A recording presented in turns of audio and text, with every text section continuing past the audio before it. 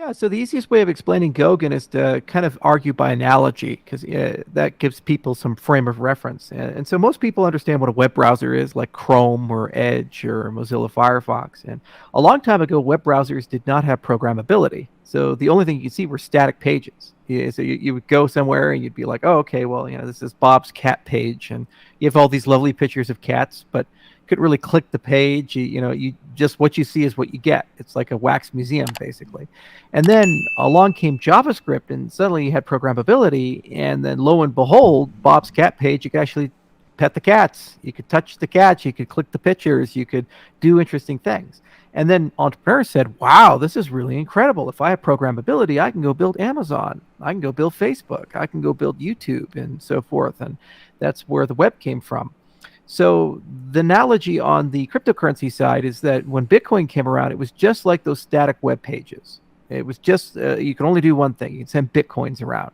And Cardano has existed in kind of that state for a while. You can send ADA to people, you can stake, you have metadata. So we're a little better than Bitcoin, but we don't have full programmability yet, just like JavaScript to the web browser. And so what Goguen is about is adding that in. And this is something really special because we've been working on it for over 4 years. It's not that hard to do smart contracts. Where it gets really hard is when you want to do them right. So you want to do them with formal verification. You want to be able to do them with predictable resource costs. You want to do them at scale for millions to billions of people. You want to have a great development experience. You want to bring mainstream programming languages in like Java and C# and JavaScript and so forth. All those things require kind of a fundamentally different paradigm, and they require you to do a lot of R&D and make sure that you do it just the right way. So back in 2016, we put together one of the best teams in the world for smart contract research. We brought in Phil Wadler and Memo Chakravarty and Grigory Roshu and all these other big names from big universities like University of Edinburgh and University of Illinois. And we said, look, guys, we're not going to tell you how to design it.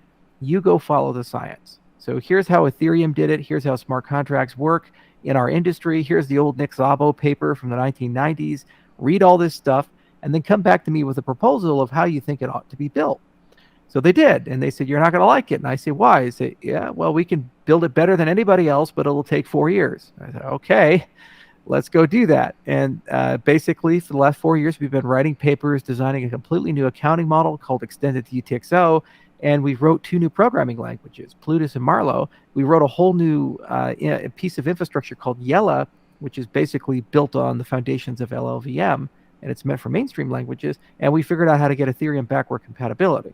So when Goguen hits, you'll have Plutus and Marlow, and shortly thereafter, we'll have development networks that come in that allow you to compile Solidity code and run Ethereum bytecode. And then eventually will allow you to run JavaScript applications, all kinds of cool things on the Cardano network. So it's the biggest upgrade since Shelley, and it's the most meaningful upgrade because this, in a sense, is taking the network from just a financial system to a system for dApps and a system for smart contracts. And just like when JavaScript came to the web browser, you saw the Googles and the Facebooks and the MySpaces and the YouTubes come and go. Exactly the same thing is going to happen here. It's going to allow us to be a major player in the DeFi space. It's going to allow us to do all the really cool, interesting things that Ethereum does. But also, because of the way we designed it, we think it's far more competitive, faster, and also ultimately more cost performant for people's businesses. Awesome. Yeah, and that makes a lot of sense. So Shelley, proof of stake and being able to send transactions, the only data within those blocks were transactions, whereas now we're moving towards Goguen, and we have metadata starting off, and then next we're going to actually have the Merry hard fork, which is coming, is it March 1st or is it tomorrow? I know there's 2 different days. Yeah, so what happens is you have to initiate the upgrade event, and then you have to wait an epoch. And so the initiation is February 24th. That's the end of the epoch, beginning of the new one. Awesome. And then 5 days, March 1st, the Merry hard fork will trigger. And if you're, I think with Daedalus 3.3, you should be okay. It's going to survive the hard fork. And basically, you can start issuing tokens. And the native asset standard is great. It's much better than ERC20 because basically with Ethereum, Ether and ERC20 are treated differently. So Ether is an asset, ERC20 is a smart contract. And as a consequence, everything kind of competes for the same pool of resources. Whereas in Cardano, ADA and a native asset are treated the exact same way. So they're first-class citizens.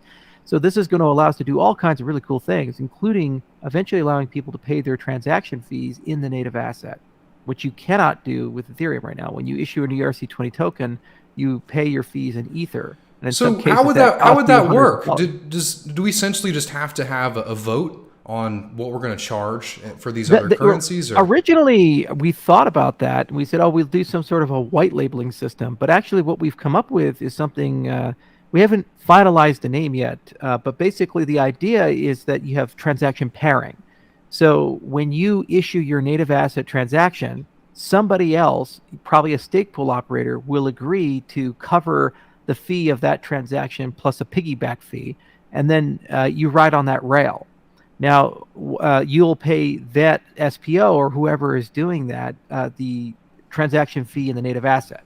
So this means that SPOs are basically like mini exchanges in that respect, and they can kind of decide which native assets they want to support, and then eventually build portfolios of them. So we have That's incredible. I didn't know that. I don't want to spoil the presentation quite yet, because Agalos is going to come on the Cardano 360 episode February 25th at the end of the month, and he's actually going to discuss the protocol and do a little PowerPoint presentation and kind of talk about it. But we're pretty excited about it. I think the tentative code name is Babel, but this is really cool because it seems like it's a very easy thing to implement in the ledger rules, and we probably can get it in the Alonzo timeframe or get it in the following hard fork, which will likely come in the September timeframe for Genesis. So it's something that'll likely come this year, and it's an additional revenue stream for stake pool operators, and it allows them to kind of decide which coins they like, and marketplaces can form, and then from the user experience, it's all automated. So you just basically get quoted transaction fee in the native asset, you pay it, but then under the hood, there's actually a double ADA fee coming in, one for the native asset transaction and one for the piggyback. Yeah, now you guys have me excited about that too. I appreciate it. So it's coming in. So Goguen coming in 3 phases, right? So we already had metadata, and that's what allows you to essentially put JSON files. And JSON files is just a data, and what that allows you to do is vote with Voltaire. But we're going to be going into Voltaire a little bit more. Following that is what we just talked about, the native assets. The next part, the next big one, is smart contracts, and that's really the programmability of the blockchain. Right. Right. And it made a lot of sense to break them into stages because they cumulatively build on each other. Yeah. The metadata gives you the ability to have metadata fields for native assets, and then the native assets give you the accounting model that you need for the Plutus smart contracts. So it kind of de-risked it a little bit by rolling it out. It gave us a little bit more development time to break in and acid test the smart contracts. The other thing is that it's very complex, these types of upgrades, and unfortunately, no one else in the industry has done this. There's been a lot of discussion about extended UTXO. Some of the Bitcoin core devs years ago talked about it. There were some papers like BitML, and then Ergo actually was first to market with a somewhat similar model, but they use a very different programming model. They use something called Sigma protocols. So, yeah, oftentimes we're the first mover. Like we were the first to market with the peer proof of stake, peer-reviewed protocols. We were first to market with the hard fork combinator. We're first to market with this particular network stack. So usually it means we have to put a lot more time, effort, money into testing and a systematic rollout because we don't want to get it wrong. And, because there's so much value at stake. There's over $30 billion we have to protect. The other thing is that we've been working very closely with a lot of partners to try to figure out a good development experience, good development tooling, and also to help people get some time to facilitate a migration. So with Mary coming this week, what this is going to do is allow a lot of ERC20 projects to start migrating over to Cardano and populating that. And also Daedalus is upgrading in next month into a multi-asset wallet. So, you actually can see more than just data in that wallet, which is super cool. And that's nice to get a burn-in for about 1 to 2 months, giving us time to then beta test and really get all the kinks out of Alonzo. And then we'll bring the smart contract experience, and hopefully we can bring something that's really exciting. And then during the September timeframe, when we bring Genesis, we should be able to bring the application framework and hopefully a lot more GUI elements and design elements and probably a beta of the App Store. So there's a lot of stuff coming, and it seems like it's a long way away, but literally every month, something is hitting, and you poor SPOs have a lot to keep up with. In fact, this is the first hard fork we've done where people told us to slow down a little bit. Usually everybody's like, come on the market, and the exchanges were like, hang on a second, we're not quite ready for this. We're saying, no, we got to do it. The community wants to do it. And they're like, okay. And so we had to spend some long weekends with them. And that's really exciting. Usually people are telling us to speed up, not slow down. Well, you got to realize how exciting that is for me because, and you're right, 6 months ago you talked that all these teams were working in parallel and things seemed slow then, but that you guys really build up this momentum now where me as a content creator, it was like few and far between when I had content to make or videos to make, but now there's just so much that I have to limit my uploading for YouTube's algorithm, to keep up with you guys. It's pretty cool. Yeah. And, it'll just keep getting faster and faster, and the foundation's starting to step up. They're really helping with the metadata server, and I don't know how Sebastian does it, but Yoroi keeps going. And then at the same time, we got Voltaire. We have all the voting stuff that's coming. Fund 3 is in the weeds, and then Fund 4. So it's just astounding to see the amount of work that's being done on a daily basis that is distinctly different. It's one thing when you're doing like 5 things that are all kind of interconnected.